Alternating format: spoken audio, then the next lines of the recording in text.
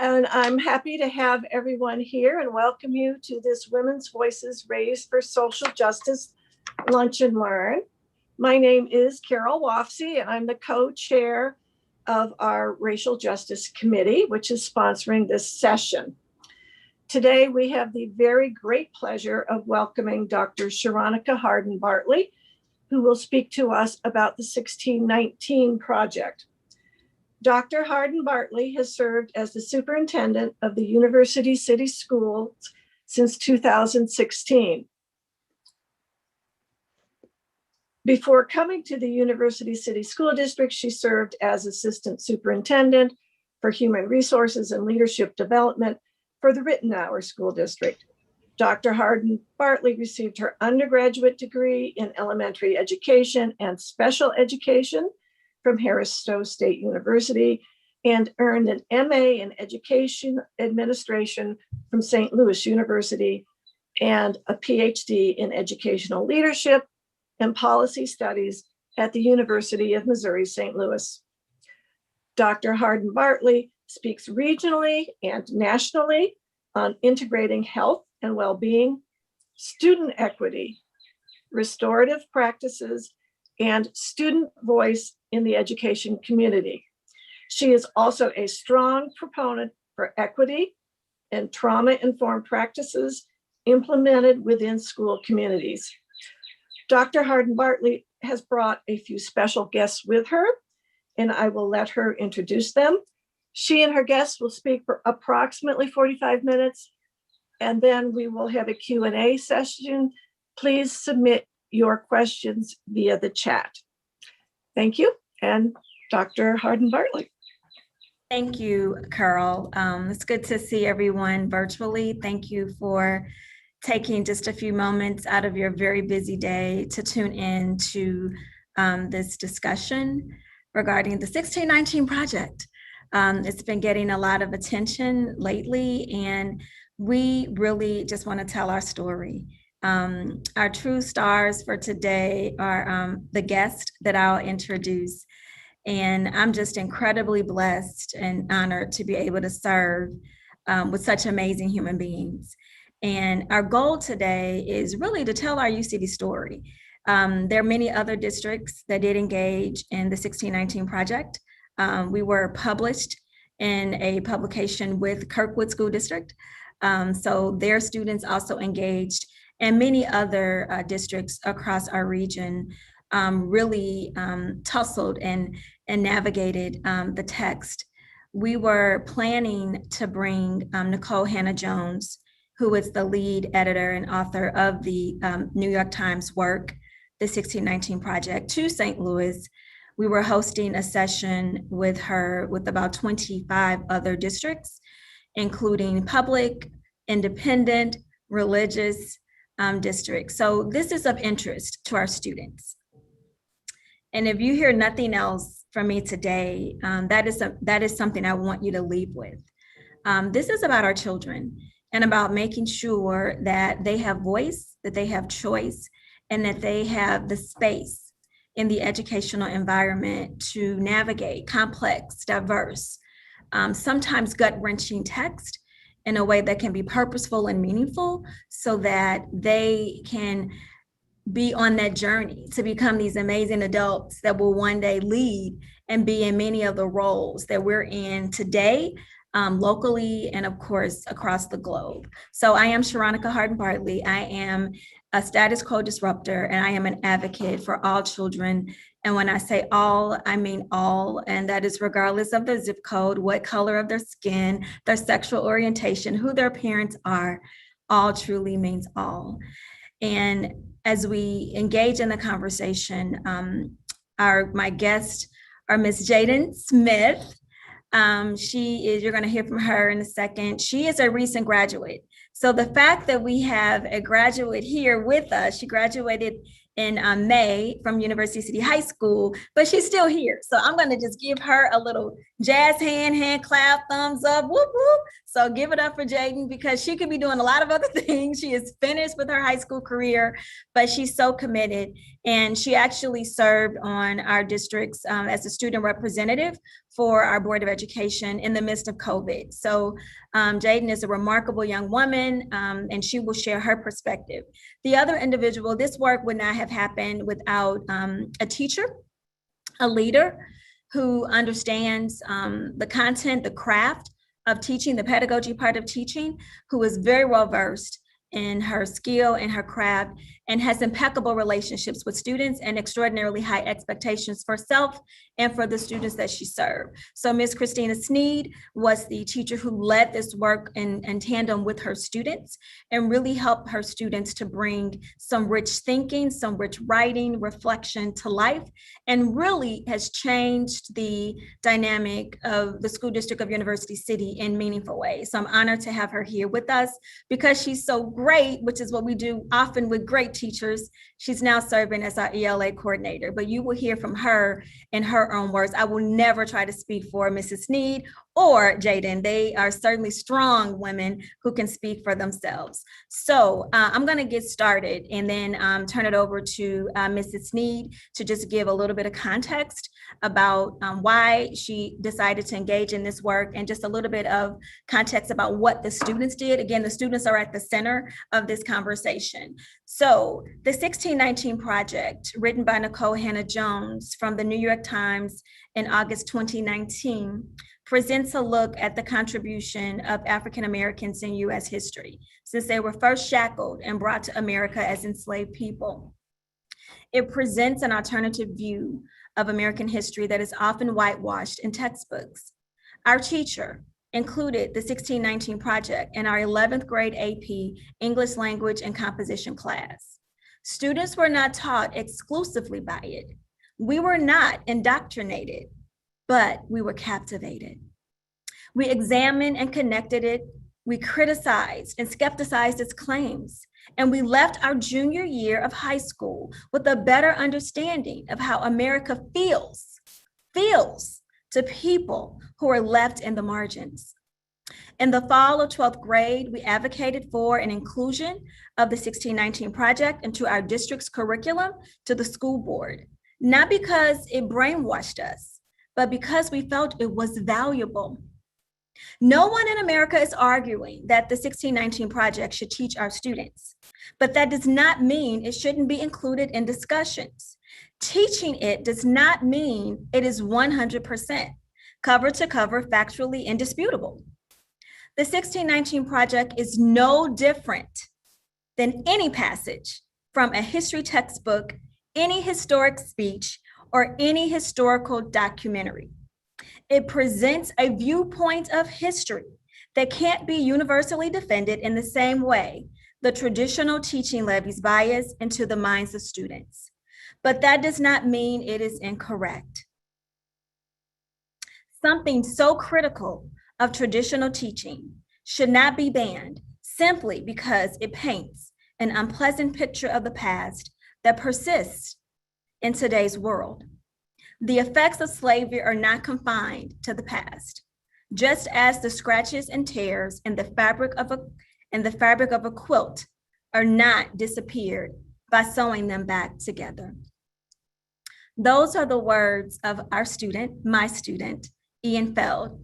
Ian Feld is a recent graduate as well, and he wrote an op-ed piece that was published in the St. Louis Post-Dispatch. And if you would like to read his full piece, it is titled, "We Were Not Indoctrinated, But We Were Captivated." And he's specifically writing to Missouri lawmakers regarding the 1619 Project. And I felt it was important to start this conversation with Ian's words. Because again, this is about listening to our students and understanding their perspective. And I feel that he eloquently articulated what we aim to do with the 1619 Project. In University City, we have a commitment to really creating a modern learning experience for our students. We service 87% African-American children, and we have 100% free and reduced lunch because we are part of a community eligible program. I do have our actual free and reduced lunch is about 67%. We have diversity in our district around ethnicity, around sexual orientation, around interest, ideas, viewpoints, talents, scholars, athletes. It's across the gamut. We are a traditional public high school. And I believe that University City as a community, and then in the context of our district, truly reflects the world. And so we have always been on this journey of really making sure that our students are valued, that they are affirmed, and that we are able to help each and every child that we serve reach their full potential. We also have a commitment to engaging our students in the exploration of social justice, and specifically diversity, equity, and inclusion. We're not in a bubble. We're very well aware of everything that is going on around us. And so in lieu of our young people grappling with these huge societal issues that in my generation, we did not grapple with them. Everything is front and center. Social media is very rampant. They have access to so much information, easy access. So in lieu of them grappling with these themes, with these concepts in isolation, I feel that it is important to provide them the space so that they can have those conversations, not in a censoring way, but in a helpful and productive way. Ian is a white male.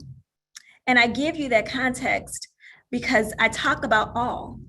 So the 1619 Project it was a very diverse group of young people that engaged in this work. Again, very different backgrounds, different perspectives, but the common thread in this, they developed some unique bonds, honestly, because of the text.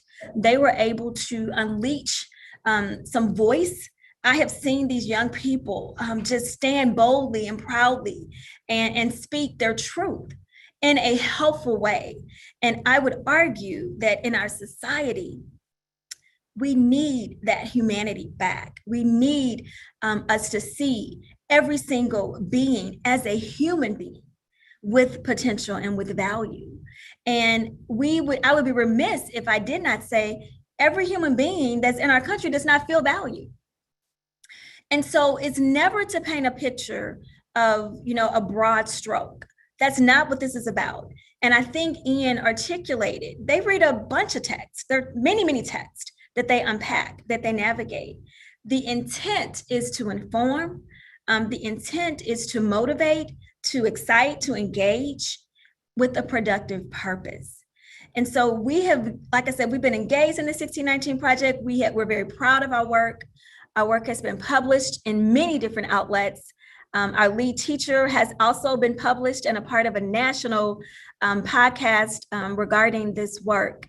So when we ask the question, what is really the 1619 Project and why is there so much attention being given to it now? And why is there so much angst around it? And why is it being, in my opinion, misunderstood? We want to give you that story of what it can be and how it can be a valuable tool.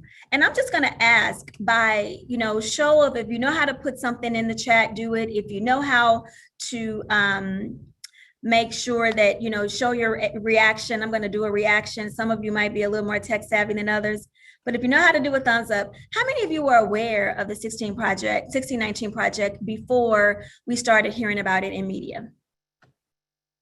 Let me just see. I'm seeing some head shaking no. I'm seeing, okay, all right. So kind of mixed. Great. So I feel that information is key. It is important. And from a curricular perspective, our job, of course, is to make sure that our students attain standards. It is to make sure that their learning progresses so that they can pursue whatever dreams and aspirations they have post-secondary. I would argue that the writing, the reflections that I've seen from this particular unit of study are some of the most powerful pieces that I've seen in my 25 years. So if we want students to attain a standard, if we want them to progress, I feel that when they have a voice, they have choice, and they're able to situate themselves in the context of the curriculum, and make connections to people that might be different from them, that fosters empathy, that fosters an understanding for diversity and a willingness to really build bridges and really forge some sort of sense of community in a meaningful way that is purposeful. And so this is the topic for today, the 1619 Project, and I'm monitoring the chat.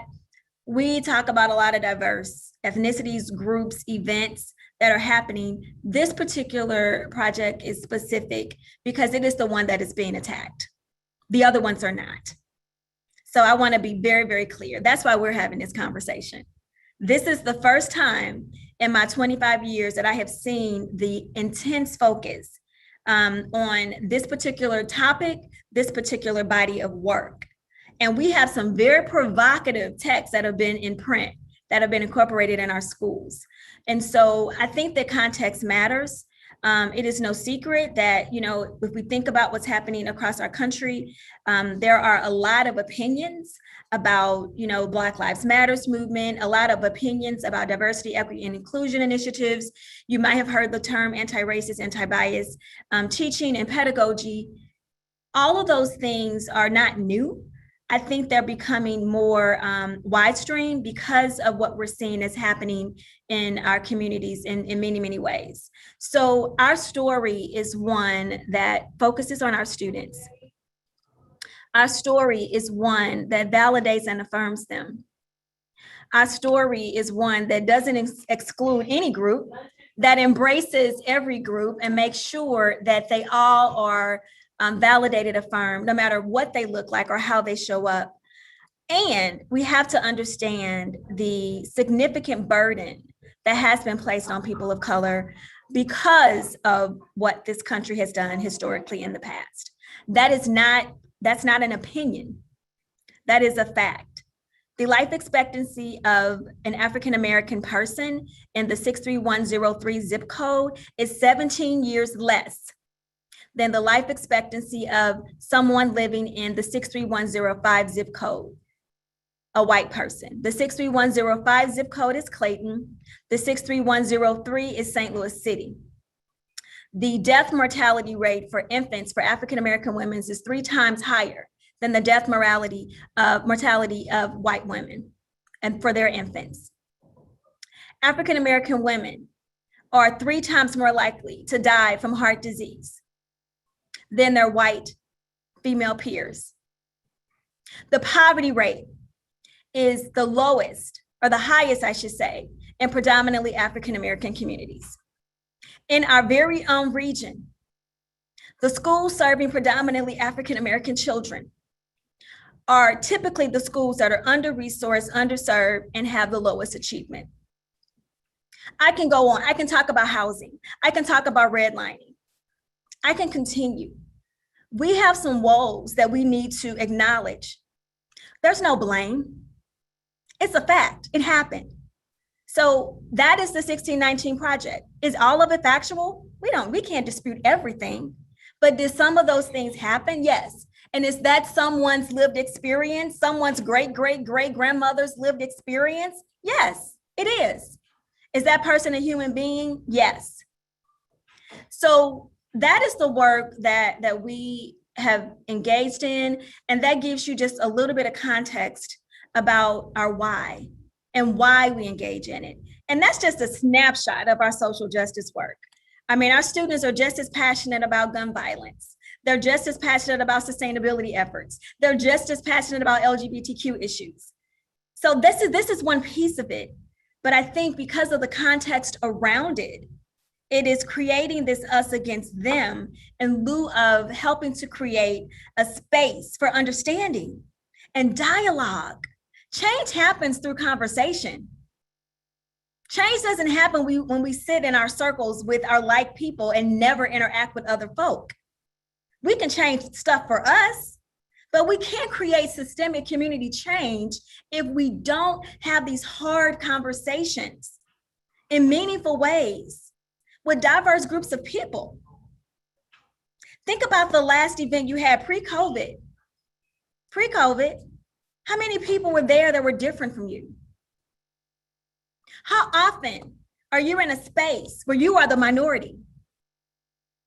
How often do you put yourself in those spaces? Are you comfortable in those spaces? How often do you welcome someone else in that might be different, that you may not have normally interacted with into that space? Our children, the young people, Jayden, Ian, Zoe, Merrick, the students who are engaged in this work, they are our future leaders. And if we don't create the space for them to understand diversity, differences, struggle, conflict, tension in a meaningful, healthy, and productive way, I think we will see a lot of the chaos that we have seen played out in our very own country over the last few years.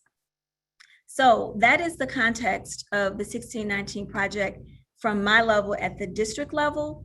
And my role as the superintendent is to set the vision for this system and to remove barriers and create the space so this type of meaningful, engaging, rich learning can happen for our students. So I will turn it over to our amazing teacher, Mrs. Christina Snead. Thank you so much, Dr. Hardin. This is such an honor and a privilege to be with you all today and to come after my fabulous superintendent, who has been such an extreme amount of support, not just for me and my work, but for the students in the community that we serve. And as she's spoken very eloquently about serving all students. And what she says very frequently, and it's not a new phrase, the work that we do is head work and it's hard work, heart work. And when I think about this work, it's something I'm deeply passionate about, not just because I'm a Black woman, but because texts like the 1619 Project have been a part of our system from the beginning of time.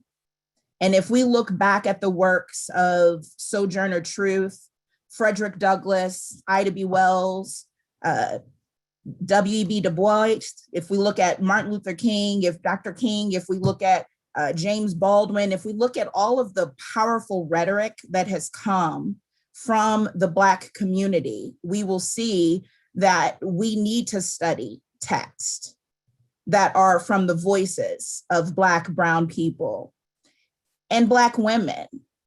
And from the perspective of an English teacher, we just don't do it enough. So when I first heard about the 1619 Project, I got so excited. It made me reminisce on Malcolm X's The Ballot or the Bullet. And it made me connect to Frederick Douglass's speech, "What to the slave is the 4th of July." And it was so powerful and rich. And it spoke of the system of slavery in a way that I really have not heard raised before. Definitely not like this. And many people thought that it was unconventional for an English teacher to dive into this work the way that it was organized. But what we are very passionate about at the School District of University City is really aligning across content areas as much as we possibly can in order to build transference and coherence for our students, to help them really understand the connectedness between the work that we do within our classrooms every day.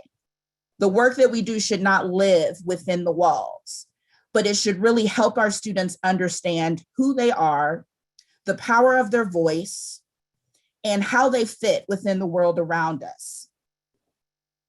And as, I don't know if any of you are familiar with Gholdy Muhammad's work in Cultivating Genius, but she talks about our work in the classroom needing to build not just academic skills, but building intellectualism and criticality and identity within our students. So as a result of our coursework, they better understand themselves, who they are, how they fit into the world, and the power structures that exist within our society. So that is really what I aimed to do with the start of this work. And I'm going to put a link in the chat for you. And this connects you to our Google site. You won't have time to look at it all now because it really does track all of the work that we really enjoyed throughout an entire semester study of the 1619 project. And what I told the students at the beginning is that it was going to be hard. I had to be transparent. Like, this isn't going to be easy, because whenever you're talking about hard history, there might be disagreement. There might be some days where we're talking about topics that don't feel that comfortable, but we created the safe space to where we could be vulnerable, we could be transparent, and we could be courageous in our curiosities, our study of this most worthy work.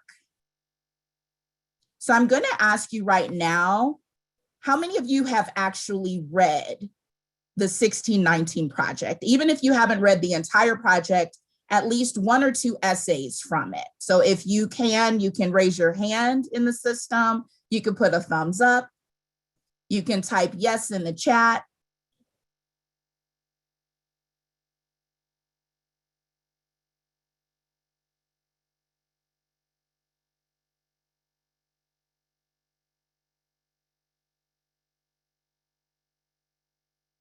Oh, listen to the podcast. Yes. Yes, there's also an audio series. And so some people have read the essays, some have listened to the podcast. With our students, we did both. And the way that we looked at it, because it is an AP English class, we dove into these texts to study the rhetoric. And we were really studying the power of words. So even though, yes, you would say that this is a history type of unit or a curriculum that should fit within social studies, when you look at analyzing a text, this fits perfectly within really any classroom. And the premise that Nikole Hannah-Jones set out to argue, that African Americans and the contributions of the descendants of African enslavement, these people have created the American structure, the economy, the strength that we now enjoy. All of that has been created on the backs through the blood, sweat, and tears of the enslaved. So as a result of that, Black Americans should be considered as some of like the founders of this country. There are many people who get caught up in the date 1619 and try to say that Nikole Hannah-Jones was actually arguing that the origination of America should be considered the year 1619 and not 1776. But I actually put the question in front of my students. Do you think she was being literal? Was she literally proposing that the founding year of our country change? And if not, is that actually something we should be focusing on or arguing about? And what our students surmised is that she was being figurative. And what she was saying is the foundation of America is deeper than a year. It's deeper than 4 people or 5 people. It is something that was built upon a system that we are still actually living through today. We see it through mass incarceration. We see it through the injustices in the healthcare system. We can see it through the way that African Americans have been marginalized and oppressed through the military system. You could see it through cultural appropriation, through music, through art. And the project actually walks you through many different pieces of evidence from our society that prove her claim. Now, there are some who say they believe it, they don't. They think it's rooted in fact. Others say that it's not. But what we did was we approached this text as an argument. And we looked at the way that Nicole Hannah-Jones and the other authors created and crafted their argument, how they used rhetoric to move not just the minds of people, but the feelings, the way that people actually feel about how they fit within the world, how they understand themselves and others within this world. And that study is something that was definitely life-changing for me, and I believe life-changing for our students.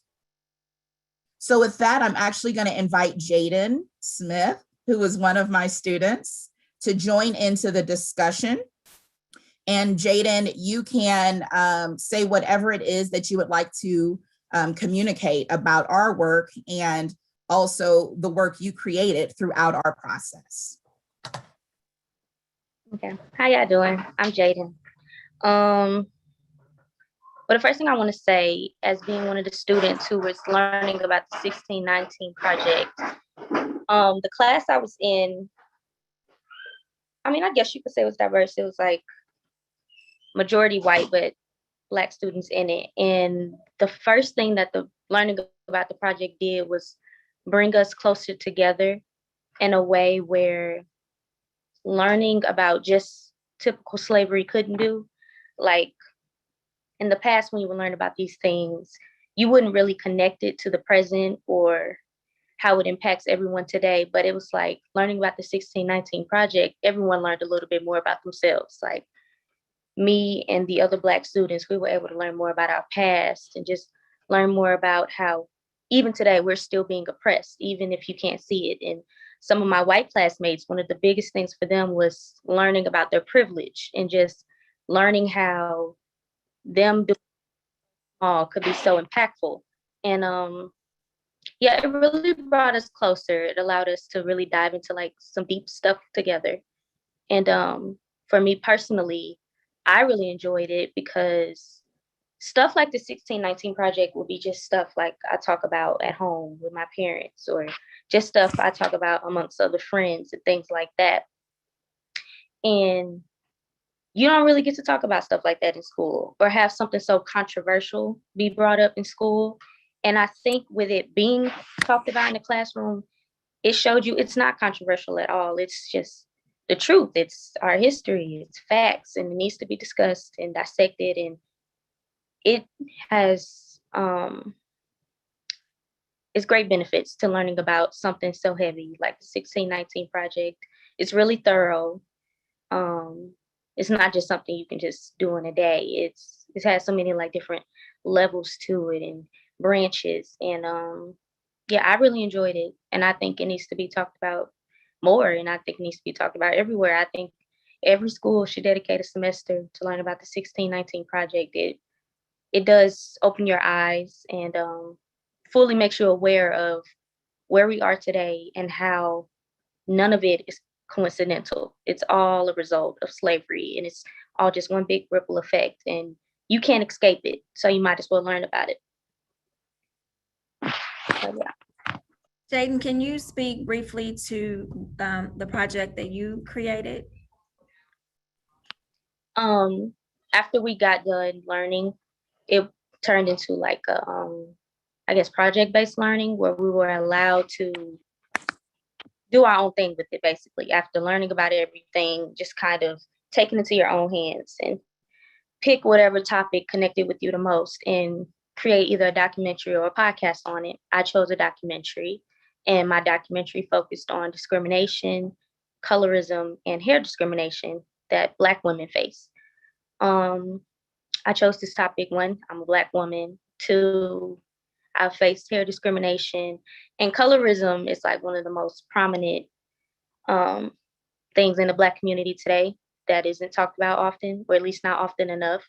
So mine was really close to home for me. I had all my friends help me with it. I had all my friends give me their own personal stories with colorism. I had my friends tell me their own personal stories with discrimination, hair discrimination.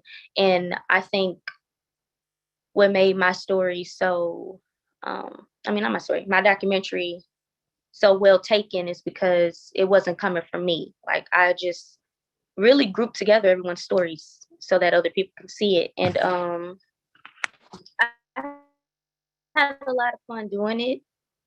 It meant a lot to me, still does. And I got a lot, like, great responses from it. A lot of people telling me that it helped them or it educated them more. I had a lot of my fellow dark-skinned friends that were telling me how, like, they felt represented and they felt heard, because they don't get to talk about that kind of stuff often. It's brushed off to the side a little bit. And yeah, I was very grateful for the chance to get to make something like that. Like I said, it's just stuff that you talk about at home, or just stuff you don't bring it to the classroom, basically. So being able to bring it to the classroom and share it with so many different people, I really love the chance to do that. So Thank you so much, Jayden. And yes, you can view her documentary. It is actually linked on the site. So there is a tab that talks about the student work and the different projects. And so you will be able to see their writings, both short writing assignments and extended writing assignments, their personal podcast where they kind of just talk through some of their reflections. It shows some of their artwork because they did create, we had a museum space and we wanted to curate our learning. So some students created infographics and art pieces, and they created an entire art installation. So you'll be able to see that also. So hopefully you'll have an opportunity to peruse that and see some of the ways that we worked through the content from the Pulitzer Center's curriculum. And that is a free curriculum that they provide. And I kind of just made it my own and added a little bit of flair to it in order to create this experience with my students. Thank you, Mrs. Snead and Jayden. So that's UCity's story. And I hope that you heard the richness of the experience for our students. I hope you heard how they are at the center. Just thinking about the curriculum and the content and the student work and how you deliver it. I haven't seen it at this level. This is a gold standard. This is a gold standard. Our students' work is memorialized. It's there. It's here. It represents their heart. It represents their head, their learning. They were able to situate themselves. And then we talk a lot about windows and mirrors, students being able to see themselves in the content, but also being able to learn about other content and differences.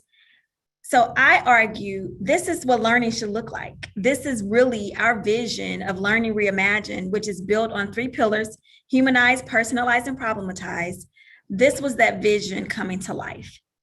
And the 1619 project has happened to be the vehicle that we engaged in. So I was surprised by the response. But as I reflect, I'm not surprised. So this is our story. And I'm sure that there are many other districts. Like I mentioned, Kirkwood for sure was a part of, was it the Gateway? What was the name of the journal, Christina? The Gateway Journalism Review, and that is also linked on that site. So you can see our student essays and have access to their project, which was called the 1857 Project. So we have, many examples of our students, creating bonds together, taking this work outside of the school, taking it into their homes, into their communities. Jayden and many other students who are part of this project are going to universities and colleges all over the country. So they'll be taking this experience there to impact how they show up as learners, as scholars, as students, as human beings. And that's really what the educational experience is about. That's really what we want our school district to be about. And we want every child, every student to be able to experience the richness of the quality of the work that our young people were able to engage in. And, I want to emphasize again, it would not have been possible without a courageous teacher who was able to give up some of her power and give it to students so that they could grapple and have that space that was safe to struggle, to take risk, to negotiate with each other, with the text, with her even. It's, there were some heated conversations around this text, but I think that's the beauty. And as a leader, my role was really, really small. I just gave permission to do it, just get out of the way. And so my job was easy. And that's why I say that she and Jayden are the stars, because they did this work, and the other students that were engaged as well. So we're proud of our work. I'm incredibly proud of our students. We hosted a documentary session where our students were able to show their documentaries. It was outside at our stadium.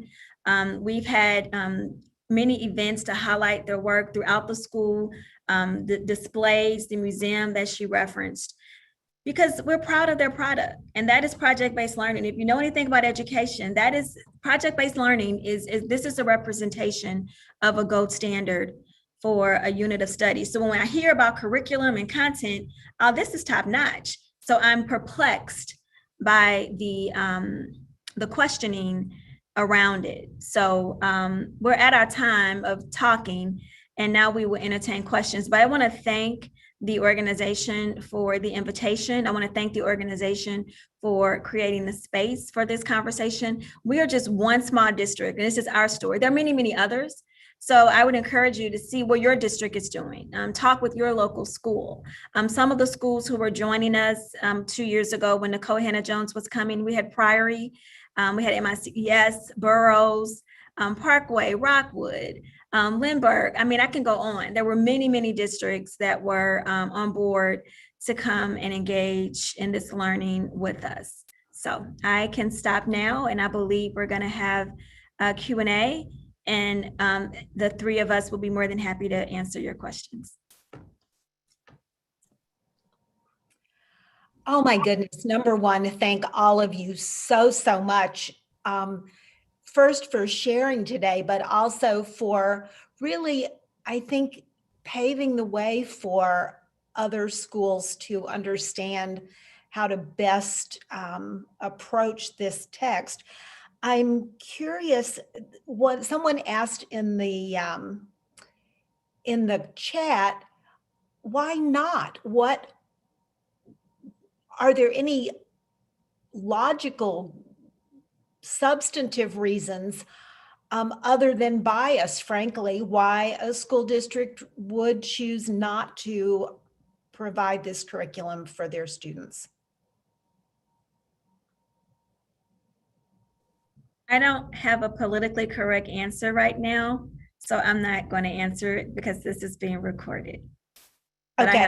I have a very strong opinion, but I think I'm not in a good space right now. So my mom told me, if you don't have anything nice to say, don't say anything at all. I don't have much nice to say right now. So I'm going to defer. Christina, I don't know if you can be more diplomatic than I can right now. I love that response. Yes. So I'm gonna speak from the perspective of an English teacher, and I'm going to say there is no substantive reason for this text to not be taught in a classroom. If you consider all of the controversial topics that have been discussed through text, particularly novels, I can think of growing up in St. Charles, Missouri. I graduated from Francis Howell. And I can think of all of the times we read texts that used the N-word. And me being one of the only Black students in the classroom, sometimes the entire hall or the building, and all of the students looking at me, me being expected to explain for all Black people, all issues connected to Black people, and all of the ways different texts throughout history have been put in front of students in a very insensitive manner with no thought to the content and how it would impact them. We've seen it over and over and over. And I'm sure if I asked you right now to put a title in the text, right, in the chat, you could think of a title that you read when you were a student that probably should not have been either covered the way that it was covered, or read in the classroom because it did not connect with the students that that classroom served, or it was inaccurate, or it was culturally unresponsive and irresponsible and insensitive. And so the arguments that people are trying to make about this being used for indoctrination, that is rooted in fear. And it is rooted in misunderstanding of the work, because many of the people who are opposing it, they haven't even read it. And much of what they are arguing and saying is inaccurate. So no, there is no substantive reason. Thank you for that answer.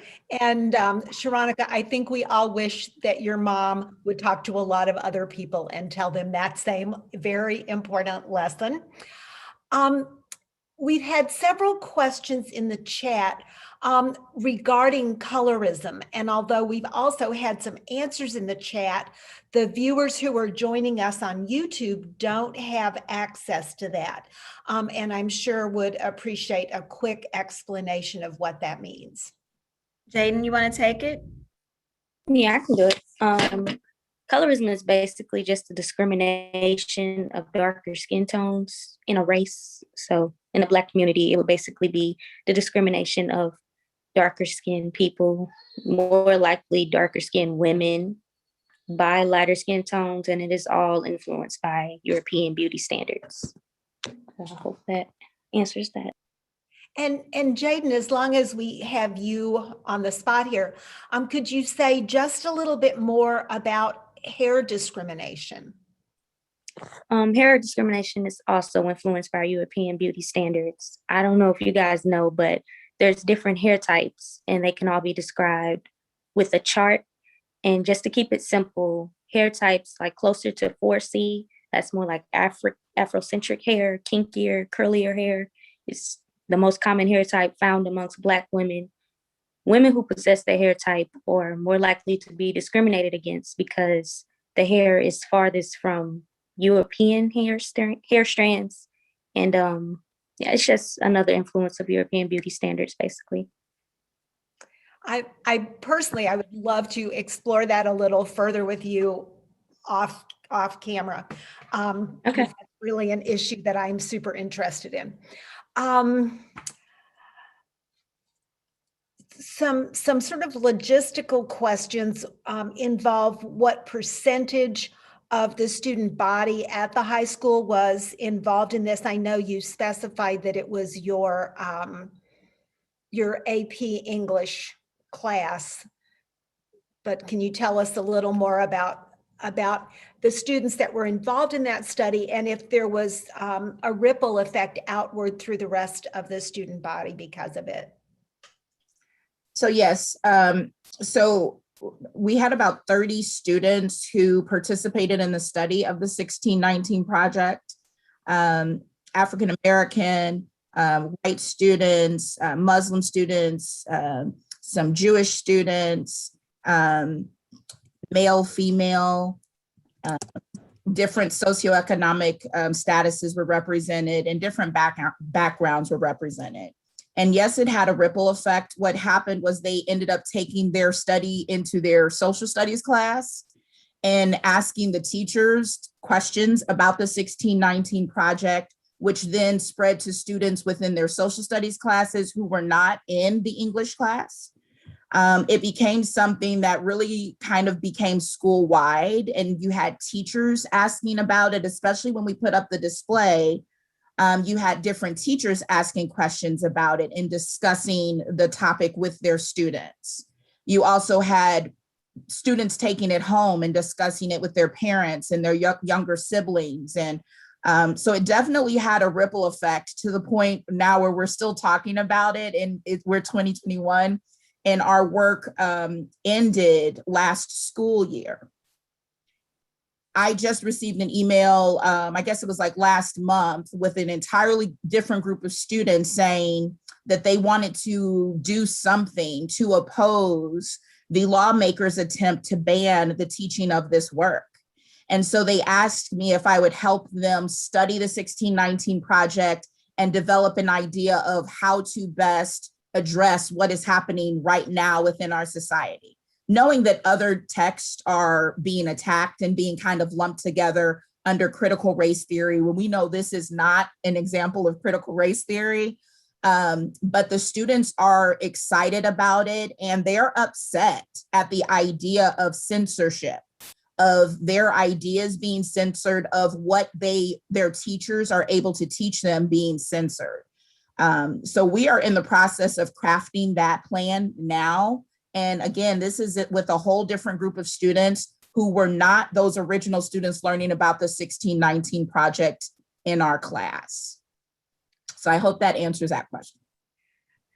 So am I understanding correctly that you did this curriculum a year ago and then did not repeat it the following year? Is that what you're saying? Or when you say last school year, you mean this one that just was? So I ended it in actually 2020. So the spring of 2020 was the last time that I taught it. This year I taught freshmen. So I did not teach the AP English course this year. We used Stamped as a one school, one book study. And so we still brought in some of the themes. We still looked at some of the essays, but I never teach the same text the same way from year to year. I always iterate. It was used in different social studies classes. So they looked at some of the essays in government, in the US history class, even in the world history class. And there were some of the English teachers who used different parts of it, but it wasn't a semester long study the way that my students and I focused on it. Okay, another question we had that I think relates to this was whether the district was getting the kind of pushback that we've seen in some other districts. And it sounds like you're saying that the shift in curriculum wasn't in response to being attacked, but rather just a broader look at issues. Is that a fair understanding? Yeah, my students, they actually crafted a presentation for the Board of Administration. And Dr. Hardin, correct me if I'm wrong, but I think did they present to the board in August of 2020? Yes, actually, yes, it was August of 2020. I can't remember with COVID. Yes, August of 2020. And they petitioned the board to support the teaching of this within our district. And the board unanimously supported the students. We've had the support from our superintendent all along, and the parents have been very supportive. We've had a few parents ask questions, but they were clarifying questions. None of it was like opposition against the work. So we also have some questions about how families in other districts and students in other districts can get before their school boards to defend this sort of freedom of choice in how the curriculums are being presented. Do you have advice for other school districts on how to handle the pushback that some of them are getting? I would say, I always say student voice, students are at the center of what we do and why we do what we do. I always advocate for young people sharing their perspective. As long as it's, always say, be respectful and purposeful. I also feel that I think there are a lot of misconceptions around the 1619 project. I think Mrs. Snead articulated that. And so maybe helping them understand what it is, use University City as an example. Everything that we're sharing today is accessible.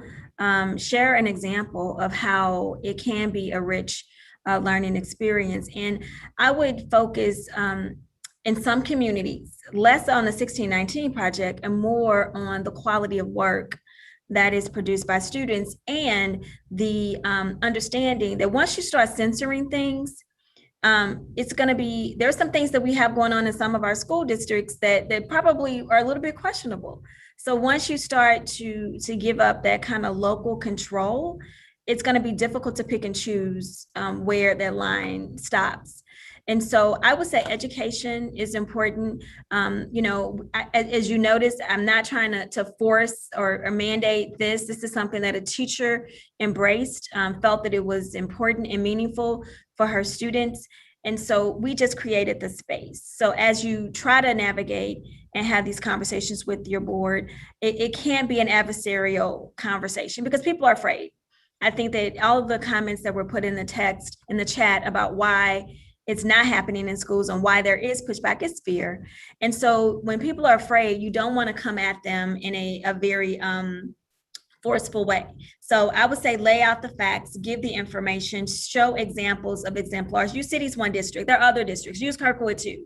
Majority white district, very different districts, just to show the comparison and to show the value add for students. And keep the focus on, the lack of censoring and the focus on keeping students at the center. That's really what I wanted you to take away today.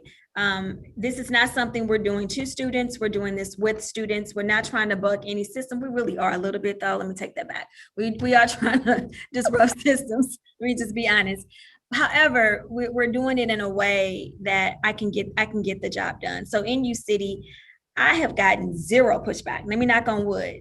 There's been zero pushback. Questions, yes, but no pushback around the work that we're doing. And this isn't one of the more radical things we've done. So honestly, I'm surprised. Like I said, I'm surprised about this one getting as much attention because we've engaged in some pretty provocative things around social justice in our district with our students. So those will be some suggestions, and maybe even starting small. So having conversations with board members individually, having conversations with the district administration, if that is something that is open and that is a possibility, versus going to a board meeting, putting the board on notice. Boards don't like to be put on notice.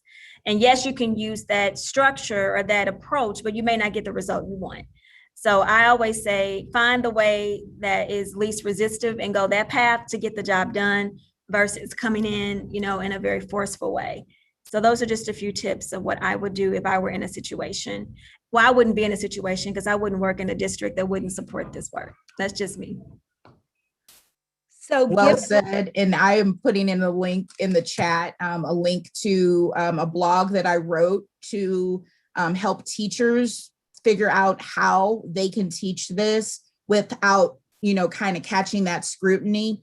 This is a worthy text. It is a powerful, rich text, just like many speeches that we unpack in ELA classrooms and social studies classrooms. This is no different. So I think also looking at it just as a text and then covering it the way we would do anything else is definitely a strategy that should be used. Oh, my goodness. So we are unfortunately at the end of our time. I will tell you that the chat is blowing up with additional questions, but I guess we'll have to save those for another day. I would like to say that I feel certain that as we summarize today's session and post that summary on our website, we'll see if we can't include all the links. I know I haven't been able to grab them all quickly enough, and I suspect that other participants have not been able to either. And of course, our YouTube audience doesn't have them. So lots more for us to explore.